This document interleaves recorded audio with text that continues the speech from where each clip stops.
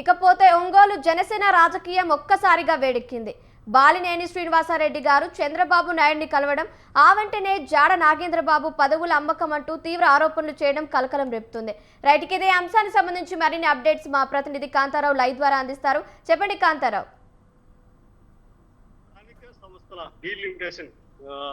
సంబంధించి బాలినేని శ్రీనివాసరెడ్డిని 6 జిల్లాలుగా కోఆర్డినేటర్గా నియమించడం అయితే జరిగింది. అయితే ఇదే తరుణంలో బాలినేని శ్రీనివాసరెడ్డి గత 3 రోజుల క్రితం రాష్ట్ర ముఖ్యమంత్రి నారా చంద్రబాబు నాయుడు కలవడం అయితే జరిగింది. అయితే ఈ నేపథ్యంలో ఇటు ఇది నారా చంద్రబాబు నాయుడు కలవడం ఇటు ప్రకాశం జిల్లా రాజకీయాల్లో పెను మార్పు చోటు చేసుకుందని చెప్పుకోవచ్చు. అయితే ఇటు జనసేన పార్టీలోను అటు టీడీపీలోను పెను మార్పులు సంభవించిన పరిస్థితి ఉంది. అయితే ఏదైతే బాలినేని శ్రీనివాసరెడ్డి ఇక్కడ జిల్లా రాజకీయాలని తన హస్తగతం చేసుకొని గతంలో వైసీపీలో ఉన్నప్పుడు కానీ అంతకుముందు కాంగ్రెస్ లో ఉన్నప్పుడు కానీ జిల్లా రాజకీయాల్ని ఒక మలుపు తిప్పిన పరిస్థితి ఉంది. అయితే బాలినేని శ్రీనివాసరెడ్డి ఇప్పుడు పార్టీలో క్రియాశీలక పాత్ర పోషించడం, అలాగే జనసేనలో చురుకైన పాత్రను పోషించడం, అలాగే జిల్లా రాజకీయంలో బాలినేని మార్కు అనేది జనసేన పార్టీలో చూపించడం అయితే జరుగుతుంది. అయితే ఇదే తరుణంలో దీన్ని జీర్ణించుకోలేని బాలినేనికి సంబంధించిన కొంత వర్గం, ప్రత్యర్థి వర్గం అయితే ఏదైతే ఉందో ఆ వర్గము బాలినేనిపై తీవ్రమైన ఆరోపణలు చేస్తున్న పరిస్థితి అయితే ఉంది. అయితే బాలినేనికి వెన్నంటే ఉన్న జడ బాల నాగేంద్ర అనే వ్యక్తి బాలినేనికి వ్యతిరేకంగా నిన్న అయితే ప్రెస్ మీట్ అయితే ఏర్పాటు చేయడం అయితే జరిగింది. ఈ ప్రెస్ మీట్ లో బాలినేని గురించి అనుచిత వ్యాఖ్యలు చేయడమే కాకుండా బాలినేనికి సంబంధించి బాలినేని కొన్ని ఏదైతే జిల్లా అధ్యక్ష పదవులు అలాగే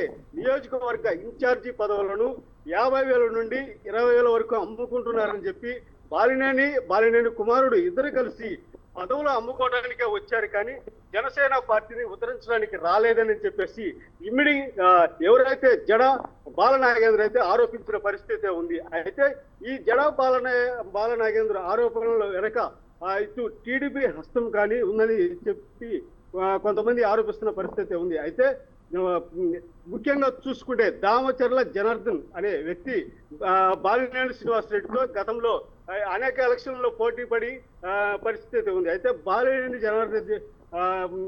శ్రీనివాసరెడ్డిపై దామచర్ల జనార్దన్ 2 సార్లు అయితే గెలవడం అయితే జరిగింది. అయితే జనార్దన్ కి అక్కడ పోటీ లేకుండా ఉండాలంటే బాలినేని శ్రీనివాసరెడ్డిని ఒంగోలు నియోజకవర్గం నుంచి తప్పించి వేరే నియోజకవర్గాన్ని పంపిస్తే కానీ దామచర్ల జనార్దన్ కి అక్కడ పోటీ లేకుండా ఉంటుందనే నేపథ్యంలో, అలాగే జనసేనలో క్రియాశీలక పాత్ర పోషించకుండా జనసేనాని కట్టడి చేయడానికి దామచర్ల ఎత్తుగడ వేస్తున్నాడని చెప్పేసి ఇటు బాలినేని వర్గం అయితే ఆరోపిస్తున్న పరిస్థితి ఉంది. అయితే ఇదే విధంగా చూసుకుంటే ఇటు బాల నాగేంద్ర ఎవరైతే ఉన్నారో తమ ఆరోపణలను ఇటు రాయపాటి అరుణ తీవ్రంగా పరిగణించిన పరిస్థితి ఉంది. అయితే బాల నాగేంద్ర అనే వ్యక్తి వ్యక్తిగతంగా బాలినేనిపై దూషణలు చేస్తున్నారని, అయితే ఏదైతే జనసేన పార్టీని దెబ్బతీయటానికి బాల నాగేంద్ర అనే వ్యక్తి బాలినేనిపై ఆరోపణలు చేస్తున్నారు. అయితే